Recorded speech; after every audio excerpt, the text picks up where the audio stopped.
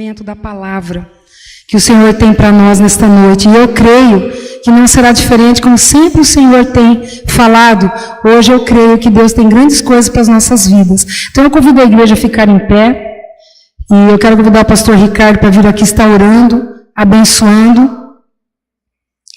E a missionária Cláudia, ela já é uma irmã assim que a gente ama, né? Ela já vem várias vezes aqui na nossa igreja e ela aceitou com muita alegria estar aqui novamente, trazendo o recado de Deus para nós nesta noite.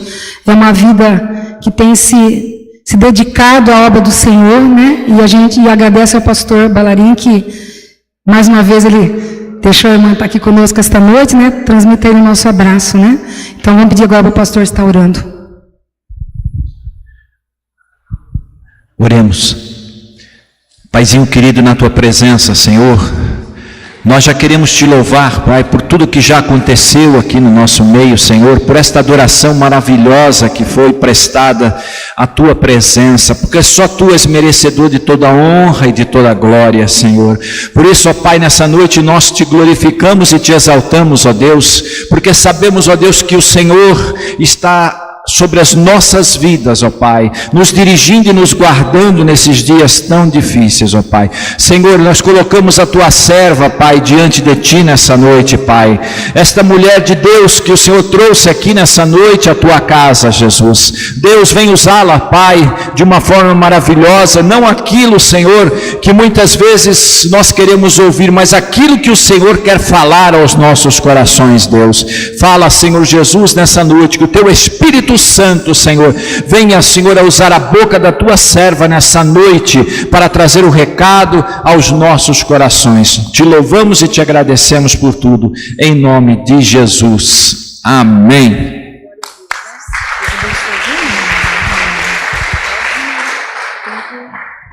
Amém. Amém. Quero saudar a igreja com a paz do Senhor.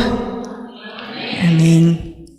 Eu estou muito contente de estar aqui hoje, e talvez os irmãos nem saibam, né? Mas vão saber hoje.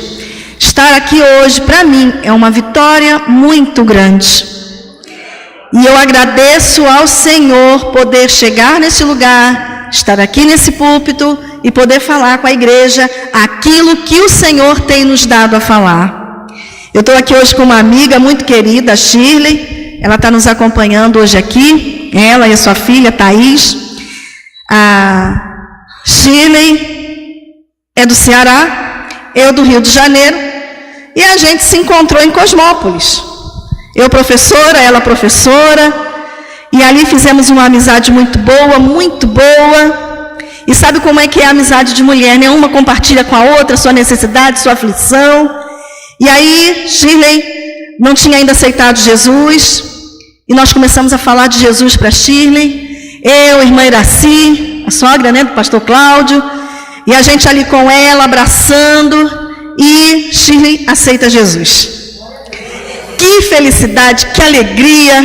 E aí Shirley começa a andar comigo, né, Shirley? E a gente tem aí umas experiências muito boas para contar de tudo que Deus tem feito com a gente. Há uns anos atrás ela voltou para o Ceará, aí me deixou sozinha. Aí Jesus foi e providenciou a Alessandra, que também anda comigo, sempre que a gente vai pregar, uma irmã também abençoada. E agora, Shirley voltou. Aí eu falei, né, não vamos ficar nós três agora andando juntos, Pedro, Tiago e João. Eu, Shirley e Alessandra. E Deus vai nos levar aonde Ele quiser levar. Assim que ela começou a andar comigo, eu falei, Shirley, fui chamada para pregar numa igreja em Paulínia, mas o rapaz fez o mapa, mas eu não sabia, irmãos, a posição do mapa. Estava de cabeça para baixo, como é que eu ia olhar aquele mapa? Mas a gente veio em nome de Jesus. Ela estava dando aula por aqui, não, eu conheço, a gente vai dar certo. Irmãos, nós levamos uns 40 minutos dentro dessa cidade, sem achar o bairro. E quando, enfim, a gente achou um bairro, que parou na rua para perguntar, né, no carro, para perguntar para alguém, o rapaz perguntou assim, mas vocês estão com autorização para entrar nesse bairro essa hora? As perninhas dela tremeram. O Cláudia, eu acho melhor a gente voltar. Só para as irmãs terem ideia de onde era, né? A dificuldade. Mas nós chegamos, o culto foi uma bênção, Deus trabalhou ali tremendamente, E quando eu cheguei em casa, o ponteiro do meu carro, lá do combustível, não tinha nem se mexido. Porque o que a gente andou aqui nessa Paulinha, para tentar achar essa igreja, eu achei que eu ia chegar em casa com um tanque vazio. Mas Deus foi tremendo, maravilhoso, nem mexeu. E ela juntinho de mim ali naquela peleja. Já pensou chegar no bairro, permitiram vocês entrar aqui essa hora? Era para a gente virar a curva, né, e ir para casa. Mas Deus nos estava levando. E Deus naquela noite tinha algo para fazer. Assim como Deus tem algo para fazer aqui hoje e amanhã. A gente sabe que Deus está presente porque a gente chega e sente a presença maravilhosa do Senhor. E mulher é uma coisa terrível. Estava eu em casa com aquele rosto pálido, né? Falei, vou passar um negocinho aqui e um rímelzinho. Mas saiu tudo ali no banco já, né? Porque a gente chora na presença do Senhor. O Senhor está presente nesse lugar. Não tem como. Aí você chora, sai tudo, aí você fica perguntando, mas por que eu fiz isso? Eu já sabia que o Espírito Santo moveria o coração. E na presença do Senhor, na presença do Espírito Santo, não tem como o nosso coração não se quebrantar. Se você está aqui hoje e está sentindo a presença de Deus, deixa Deus trabalhar no seu coração. E as meninas cantaram um hino aqui, acompanhadas do rapaz, no violão, da Ludmila Ferber, da pastora. E esse hino hoje, isso é para que os irmãos entendam o trabalhar do Senhor como é extraordinário. Gosto demais desse hino, muito. Fala muito ao nosso coração, né? Que hino lindo, que hino lindo. Mas ouvindo hoje ele aqui, o Senhor falou comigo algo ali sentada. Foi por isso que eu chorei tanto. Hoje, ouvindo esse hino, foi como se o Senhor me explicasse todo o processo que eu passei de 1 ano, mais ou menos, para cá. Tem um tempo já que a pastora havia me convidado, e eu disse a ela que eu não estava em condições e que eu não poderia vir. E pedi até a ela que orasse por mim. Porque é assim, né? Nós precisamos comunicar nossas necessidades uns com os outros e orar uns com os outros. Há mais ou menos 1 ano atrás, eu com alguns problemas de saúde, peguei os meus exames, olhei. Como eu sou bióloga, algumas coisas eu entendi, mas nem todas porque eu não sou médica. E eu sabia que alguma coisa naquele exame estava muito, muito ruim. E graças a Deus que eu não fui para a internet ver nada. Não tive tempo pela correria de trabalho. Pus os exames no carro e fui para Campinas. No trajeto, eu gosto muito de ouvir hinos, né? O carro meu é o tempo todo com louvor e eu cantando. E eu estava ouvindo um hino. E o hino falava que seria mais um milagre. Renascer Praise. Dessa vez, vai ser mais um milagre. Eu não sei como Deus irá fazer, mas eu sei, vai ser perfeito. Irmãos, naquele momento, eu comecei a chorar, porque não era o hino que estava cantando para mim. Era o Espírito Santo que estava falando ao meu coração sobre o que eu ouviria do médico. E eu entendi isso na hora, quando a frase do hino foi cantada. Eu comecei a chorar, e aí para dirigir é complicado, eu não sabia se ia para o acostamento ou não, e eu não conseguia parar de chorar, e eu sabia que eu ia ouvir algo. Mas nós somos falhos. Ao invés de eu entender que a letra dizia, dessa vez vai ser mais um milagre, eu me fixei em que haveria um problema. Eu ia chegar lá, eu ia escutar algo e eu não sabia o quê. E é um médico maravilhoso. Você chega às 9, ele te atende às 9. Você chega às 10, ele te atende, nem 1 minuto a mais, nem a menos. Aquele dia eu esperei 40 minutos pela consulta e eu disse que eu não ia ficar mais. Eu levantei com a minha bolsa, fui falar com a moça e ela me disse, olha, houve uma complicação com um paciente dele e ele está atrasado, mas a senhora é a próxima. Espera mais um pouco. E dito e feito, ele logo me chamou. Quando eu entrei, ele pegou os meus exames, ele olhava, e ele balançava a cabeça assim, balançava a cabeça, tirou o óculos e falou assim para mim. Mas o que está acontecendo com a senhora? na gravidez da minha filha, que hoje tem 14 anos, eu tive diabetes gestacional. A gravidez passou, o diabetes também, porque é assim normalmente que acontece. Não temos diabéticos na família. Eu não tenho diabetes do tipo 1. Mas eu estava ali naqueles exames com uma diabetes altíssima, que já havia afetado os meus rins, a ponto de ou eu entrava na medicação imediatamente, ou eu iria para transplante, ou ficaria dependente de hemodiálise para o resto da vida. E ele me disse isso de uma maneira muito incisiva. É hemodiálise ou transplante. O seu caso é muito grave. Como isso aconteceu? E ele é um endócrino que já me acompanha há um tempo. Da noite para o dia, tudo isso estava acontecendo comigo. Saí dali, o diagnóstico era tão terrível que ele me pediu um exame de vista com urgência, e outros exames de urgência, e ele viu que eu fiquei tão abalada, eu já sabia, o Espírito Santo já tinha me avisado, e eu cheguei ali fora, eu não conseguia nem sair do lugar. Ele saiu do consultório, veio aqui fora, perguntou para mim com quem eu estava sozinha. Dei o telefone do meu esposo, ligaram, ele saiu da empresa e foi me buscar lá. Eu não tinha condições de dirigir. O emocional naquele momento estava muito abalado. Porque é grave, você viver numa hemodiálise ou esperar um transplante. Como que tudo isso tinha chegado nesse ponto?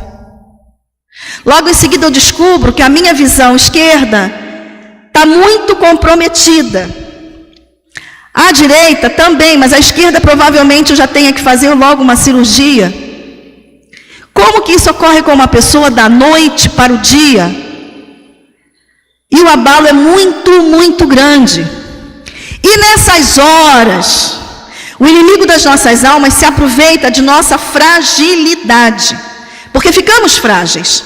Não interessa há quantos anos você é crente, há quantos anos você serve ao Senhor, há quantos anos você está na obra, existem momentos de fragilidade na nossa vida. Isso é real, isso é fato. Ninguém é super-homem, ninguém é super-mulher, e até então eu não tinha entendido isso. E eu cheguei em casa, falei com meu esposo, e ele é um homem de fé, nós vamos orar e Deus vai operar o milagre. O Senhor não falou isso para você? Mas a turbulência na mente era muito grande.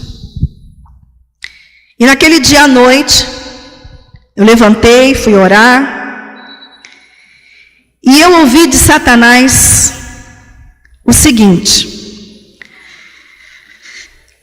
porque muitos são chamados, mas poucos os escolhidos.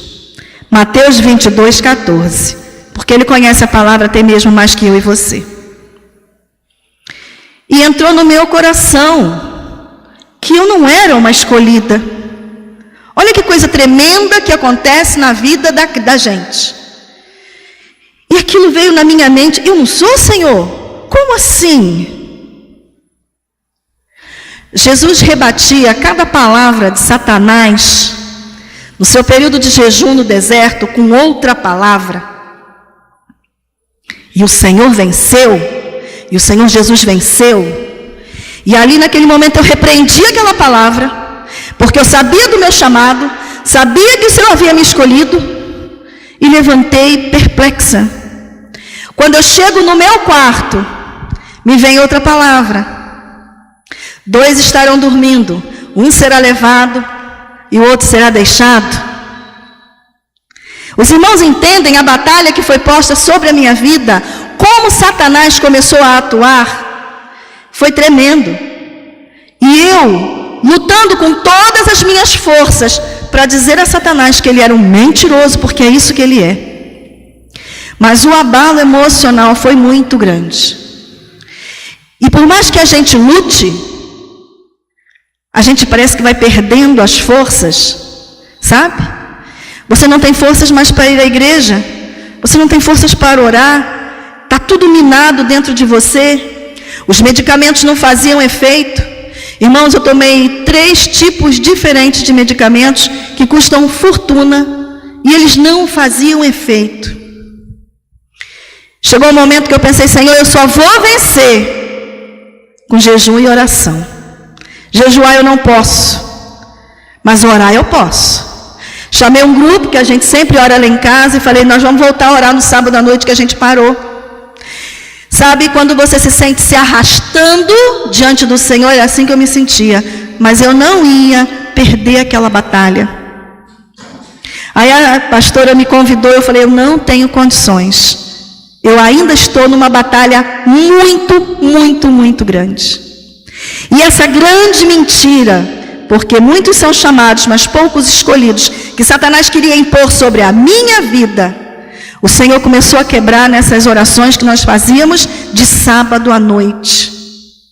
Irmãos, isso é tremendo. Eu não sei quantos de vocês aqui nessa noite já foram alcançados por palavras assim que vêm do inferno. Elas vêm como uma flecha no coração da gente. E tem que repreender, e tem que orar, e tem que buscar ao Senhor, porque senão as suas forças vão embora. Você vai acabar fazendo como Elias e entrando numa caverna. Não foi fácil. E aí a pastora me chama, nesse processo todo que Deus vai me levantando, e o tema é escolhidas. Porque somos escolhidas, somos escolhidos pelo Senhor. E sabe, irmãos, eu fiquei muito feliz com esse tema, porque Deus tem falado mais uma vez ao meu coração. E eu sei que está falando ao seu coração. Somos escolhidas sim. Há uma diferença entre ser chamado e ser escolhido. O chamado, todos são chamados à salvação. Todos são chamados a estar na presença do Senhor. Você está aqui hoje porque você foi chamado para estar aqui. Houve um convite. Ser chamado é ser convidado, ser atraído. Todos nós somos chamados. Mas ser escolhido é muito, muito diferente. E disso nós não podemos ter dúvidas como servos de Deus. Eu sou uma escolhida, você é uma escolhida. O que é escolher? Escolher é selecionar, separar entre muitos. E entre muitos, nós estamos aqui como escolhidas, como escolhidos do Senhor. Entre muitos são chamados, muitos são convidados, mas são poucos que se dispõem e permitem ser escolhidos. No livro de Lucas, no capítulo 6, verso 12 e 13, é interessante o que o Senhor faz. Ele está no monte orando e ele desce. Chama todos aqueles homens que estão andando com ele há tanto tempo. E a Bíblia é clara em dizer que ele escolhe para si apenas 12. Ele escolhe 12. Eu imagino que um grupo grande o seguia, mas ele, dentre aqueles homens, escolheu 12. Isso é muito importante. Preste atenção, dentre muitos, Deus escolheu e chamou você. Deus escolhe 12, chama esses 12 e passa a chamá-los de discípulos. Discípulos. E por que Deus escolheu esses homens? Qual foi o critério que Deus usou? Quando a gente lê no livro de Samuel, quando Samuel vai na casa de Jessé para escolher Davi, para ungir Davi, Samuel não conhecia Davi. Samuel manda Jessé trazer os filhos. Davi está no campo e é deixado lá, é esquecido. Por quê? Porque aos olhos humanos não seria Davi. Aos olhos daquele pai, era o único filho que não poderia ser. Era o menor, o mais novo, o mais fraco, o mais franzino, pastor de ovelhas, enquanto seus outros filhos eram belos e fortes. Mas Deus mostra em Samuel que o modo como ele faz para escolher é diferente do nosso. A escolha de Deus não é baseada no critério humano. A escolha de Deus é baseada nos seus próprios critérios. E esses critérios obedecem princípios. Às vezes você se pergunta, por que eu? Por que eu? porque Deus me escolheu. Esses dias nós estávamos conversando em casa da maravilha que Deus fez no nosso meio. Por que, igreja? Porque todos lá em casa servimos ao Senhor e todos temos um ministério na casa do Senhor. Todos temos um ministério. A minha filha canta, o meu filho toca, eu prego, pela misericórdia do Senhor e pela sua infinita graça. Meu esposo administra. E quem permitiu que isso acontecesse foi o Senhor. Deus poderia ter nos chamado e nós poderíamos não ter sido escolhidos. Porque o que faz o Senhor te escolher é aquilo que está no seu coração, é aquilo que está movendo a sua vida. E isso me alertou muito e me preocupou muito. Porque dentro da igreja, a Bíblia fala que muitos estão aqui chamados, mas poucos são os escolhidos. E o que está acontecendo com a igreja do Senhor? A Bíblia fala que naquele dia muitos serão chamados, poucos escolhidos. O que é isso? O que a Bíblia quer dizer? Nós já vimos no início do culto. Não fomos nós que escolhemos estar aqui. Não fomos nós que escolhemos servir a Deus. Deus nos chamou e Deus nos escolheu. A escolha é dele. A escolha é dele. Glória a Deus porque a escolha é dele. Porque se fosse nossa, provavelmente muitos não estariam aqui nessa noite. Muitos de vocês não estariam aqui, mas glória ao nome do Senhor que nos escolheu no meio de tantos para sermos povo seu, propriedade exclusiva dele. Isso é honra muito grande. Isso é honra muito grande. Mas como assim, irmã Cláudia? Na igreja muitos chamados, poucos os escolhidos. O que faz Deus olhar apenas para alguns como escolhidos? E eu volto a dizer, é o que está no seu coração. A escolha de Deus, ela obedece princípios. E o primeiro princípio é o princípio do caráter. Como assim, irmã Cláudia? Deus olha o crente, Deus olha aquele sentado lá na igreja e quer saber da vida dele, como que ele reage nos momentos de embate, nos momentos difíceis da vida, nas horas de luta, de enfrentamento, como é a reação dele? Eu passei por uma situação esses dias que foi muito estranha. Eu parei na padaria que tem lá em Cosmópolis e no que eu fiz assim para parar na frente do carro, eu esbarrei no carro. Deu um esbarrão naquele carro. Um carro branco como o meu. Gelei, desci correndo, olhei. O meu carro não tinha um risco, um sinal. Mas o para-choque do rapaz... Olhei para um lado, eu olhei para o outro, não tinha ninguém por perto. Eu falei, Jesus, e agora? O que eu faço? Irmãos, coisa tremenda é lutar todos os dias face a face com o inimigo. Vai embora, entra na padaria, faz o que você tem que fazer, porque ninguém prova o que você fez e não tem ninguém aqui fora que viu. E eu andando para dentro da padaria e perguntando a um por um, o senhor é o dono de um carro branco que está lá fora? O senhor é o dono de um carro branco que está lá fora? Aí cheguei para um guarda municipal que estava lá dentro, expliquei a situação, e ele, minha senhora, esquece, deve ser da clínica aqui do lado, a clínica está cheia, vive cheia, não é de ninguém daqui de dentro, pode deixar assim mesmo. Eu não posso, eu tenho o caráter de Cristo, eu não posso, ninguém sabe o que eu fiz, mas eu sei, e é o suficiente. E vinha chegando um rapazinho novinho, falei, moço, esse carro é seu? Olha, moço, o senhor me perdoa, mas aconteceu isso. E quando eu fiz isso, que alívio no meu coração. Prestem atenção que parecem coisas bobas e tolas do dia a dia. Mas certa vez minha mãe estava no carro de um pastor.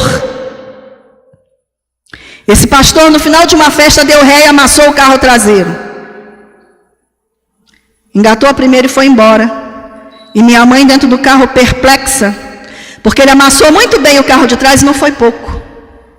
Ele não desceu e ele não quis saber o que estava acontecendo. Vocês entendem o que é ter o caráter de Cristo? Quando Deus olha dentro da igreja, Ele sabe quem são os escolhidos, porque tem o caráter dEle, tem a marca dEle. Aquilo que Ele faria, nós também estamos fazendo. Nós somos seus imitadores.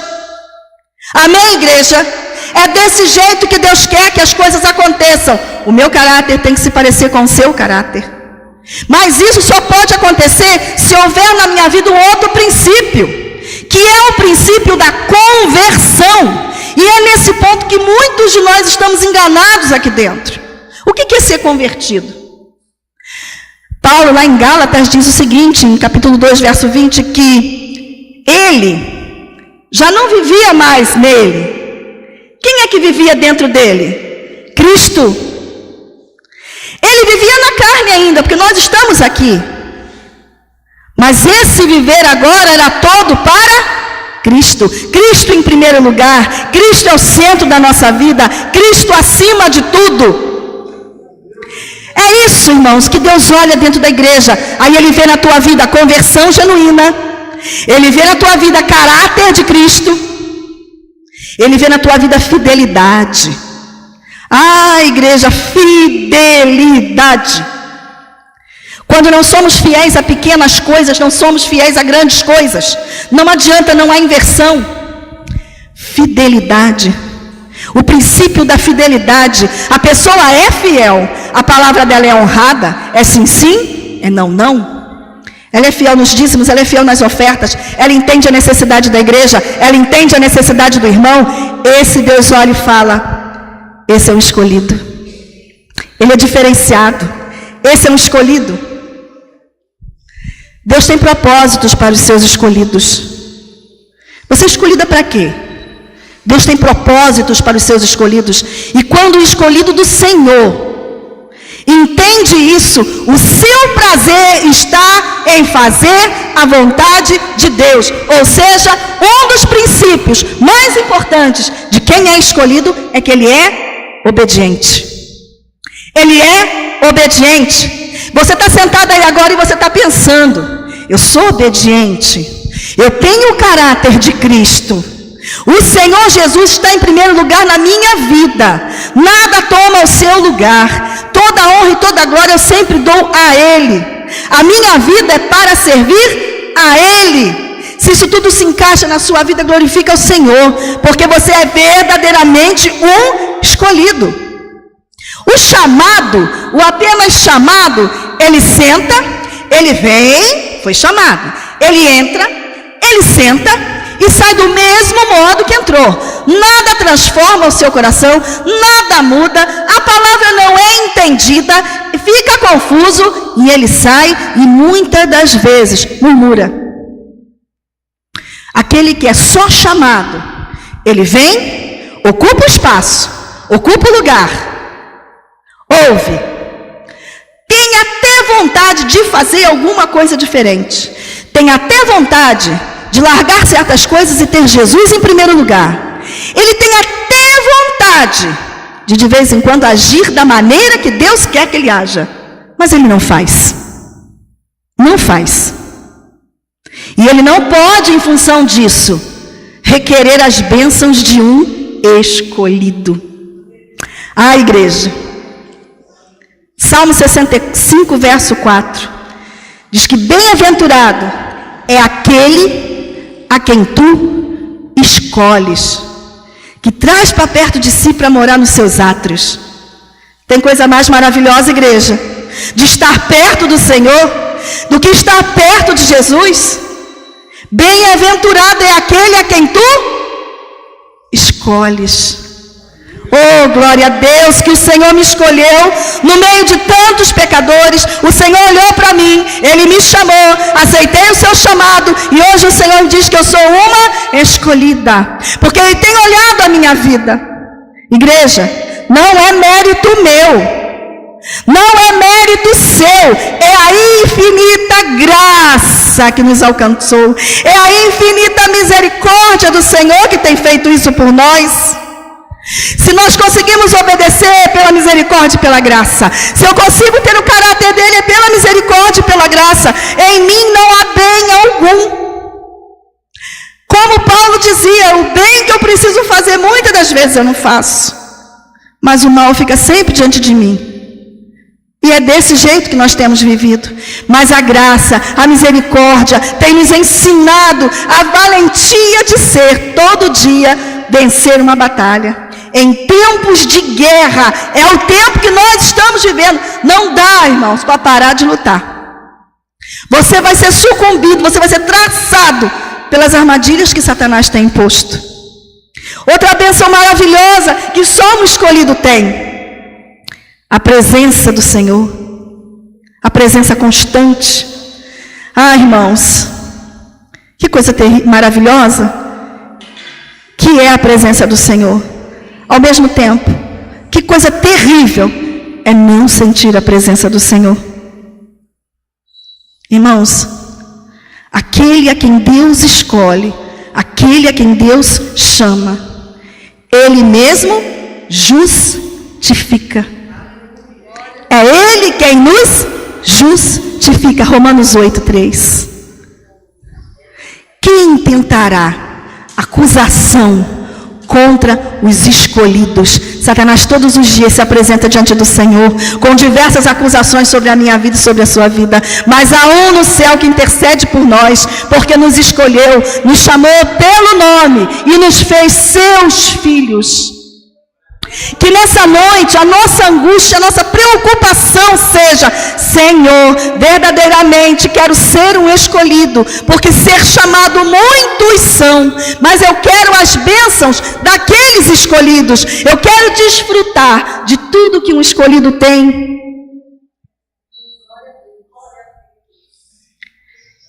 Eis que o Senhor hoje traça com vocês um novo rumo e um novo caminho. Não queira permanecer estático espiritualmente, mas permita que Deus transforme todos os dias a sua vida. E sabe como? Não se conforme nunca com o seu estado espiritual. Queira sempre mais do Senhor. Busque sempre mais do Senhor. E o Senhor é aquele que, quando nós buscamos, o que a palavra diz? Quem busca, acha. Não adianta, igreja, ser um escolhido e tentar entrar pela porta larga. A porta do céu é estreita. É estreita. Ser um escolhido não é fácil. É abrir mão, é deixar, é renunciar. É saber que Deus tem que ter o primeiro lugar. É permitir que o Senhor fale no seu coração e mude sua estrutura, mude seu pensamento. Eu estava ouvindo esses dias uma pregação na nossa igreja, foi até na Santa Ceia.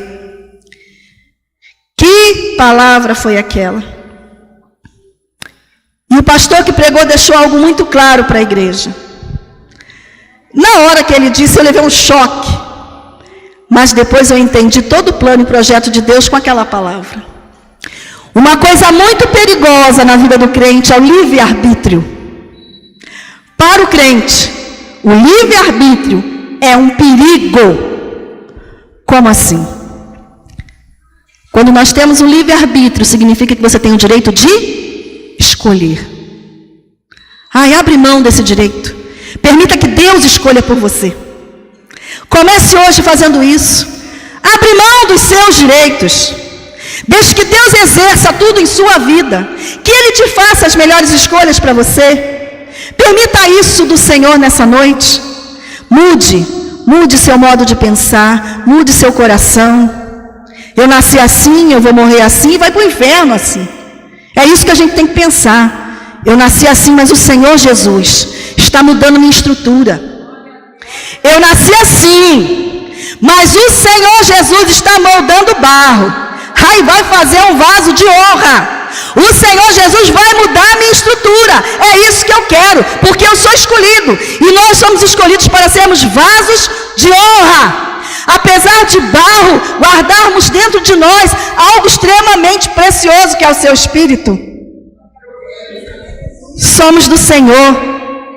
Eu não sou só chamada não, eu sou escolhida também, amém? Você também, você é um escolhido. E para estar aqui hoje e falar isso, foi batalha travada frente a frente com Satanás. São experiências tremendas que nós temos vivido ao longo da nossa vida. Crente precisa ter experiência? Precisa. Quando você falar e tiver experiência, a sua fala é outra. Porque você viveu, você não está falando algo que você ouviu. É por isso que Deus nessa noite nos trouxe, para nos falar, olha, você é meu, é um escolhido, eu que trabalho na sua vida, sou eu que faço na sua vida, sou eu quem reino na sua vida. E eu agradeço a Deus por isso, porque Ele reina assim, porque Ele trabalha assim, e eu permito isso. E eu permito, você permite?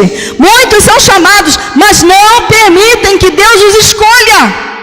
E é isso que é muito triste, e é por isso que hoje muitos entram e saem das igrejas, muitos pulam de igreja em igreja, porque eles não entenderam que é Deus quem faz todas as coisas, que é Deus que trata o nosso coração, que é Deus que muda a nossa história, não é o pastor, não é a pastora, não são os irmãos, tudo é dele, por ele, para ele, vem dele. Quando a igreja entende isso, ela verdadeiramente está dentro do plano da salvação. Verdadeiramente está dentro do plano da salvação. Que nessa noite, ao sair daqui, o pensamento seja: Senhor, quero ser verdadeiramente um vaso escolhido por Ti. Quero ser verdadeiramente um vaso de bênção. Senhor, não quero só ser um escolhido que vem, senta e vai embora. Eu quero abrir o meu coração. Os Teus propósitos cumpram-se na minha vida. Sabe por que Esther foi escolhida rainha? Não é porque ela era bonita. Ela era bonita. Não é porque seu tio havia cuidado muito bem dela e instruído muito bem. Esther foi eleita rainha porque Deus tinha um propósito, porque Deus tinha um plano, e ele precisava de alguém para executar aquele plano. E ele olhou para Esther e viu Esther uma mulher que ele podia escolher para cumprir um propósito. E o seu tio diz a ela: provavelmente você está aí dentro por causa dessa situação que está acontecendo com o povo. Pensa bem. Se você não quiser fazer, se você não quiser cumprir sua função de escolhida, Deus vai conseguir outro. Deus arruma outro. Mas o seu plano não será frustrado. Que era a libertação do povo de Israel de uma grande matança, de uma grande morte. É desse jeito. Deus tem propósitos na vida dos seus escolhidos. Propósitos que eu e você, quando permitimos que se cumpra na nossa vida, Deus tem algo muito maior para nos conceder e para nos dar lá na frente. E outros propósitos, e outras bênçãos, e outras coisas maravilhosas para a nossa vida, amém? Deus pode cumprir o propósito dele na sua vida? Você é um escolhido, então Deus pode cumprir? Para encerrar, eu queria que vocês imaginassem uma menina, 13, 14, 15, não sei. Uma cidade pobre, uma menina pobre, sem nome relevante. E Deus olhou para ela e escolheu essa mulher, essa menina, para ser a mãe do Salvador. Graças a Deus, que a escolha do meu Senhor não é feita segundo o olhar do homem, não é feita segundo o critério do homem. É por isso que eu estou aqui. É por isso que você está aí. Porque Deus, Ele não erra o alvo. Deus, Ele não erra a escolha. Você pode até não aceitar, mas Deus não erra. Você crê nisso nessa noite? Você crê nisso nessa noite? Eu me sinto às vezes assim, aquela menininha pobre, de uma cidadezinha pobre, de um lugarzinho desconhecido, mas que Jesus olhou e falou: é minha. Nessa ninguém toca, é minha. É nela que eu vou trabalhar e cumprir meus propósitos. E que os planos de Deus se cumpram na minha vida e na sua vida. Muitos serão chamados, poucos os escolhidos. Mas nessa noite os que estão aqui estarão com Jesus naquele grande dia. Naquele grande dia nós seremos chamados escolhidos também para estar com o Senhor. Amém? Glória a Deus. Uma salva de palmas para o Senhor Jesus. Porque o nosso Deus vive e tem nos chamado para uma grande obra. Amém?